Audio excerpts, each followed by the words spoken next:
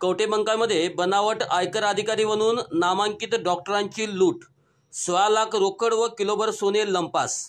कवठेमंकाळ तालुका जत या ठिकाणी धक्कादायक घटना घडली आहे। येथील सुप्रसिद्ध डॉक्टर जगन्नाथ मेत्रे यांच्या घरी 4 अनोळखी इसमांनी स्वतःला आयकर अधिकारी म्हणून ओळख दिली। त्यांनी ओळखपत्र दाखवत घरात प्रवेश केला आणि सर्च वॉरंट दाखवून झाडाझडती घेण्यास सुरुवात केली। या कारवाईच्या आड तब्बल 16 लाख रुपयाची रोकड व अंदाजे किलोभर सोन्याचे दागिने घेऊन ते पसार झाले। अचानक झालेल्या या घटनेमुळे परिसरात एकच खळबळ उडाली आहे। घटनेची माहिती मिळताच जतचे SDPO सचिन थोरबोले आणि PI ज्योतिराम पाटील आणि LCBचे पोलीस निरीक्षक सतीश शिंदे यांच्यासह पोलिसांचा ताफा घटनास्थळी दाखल झाला। पोलिसांनी परिसरात नाकाबंदी करून आरोपींचा शोध सुरू केला असून गुन्हा दाखल करण्यात आला आहे। या घटना अत्यंत नियोजनबद्ध पद्धतीने घडून आणल्याचे पोलिसांसमोर मोठे आव्हान निर्माण झाले आहे।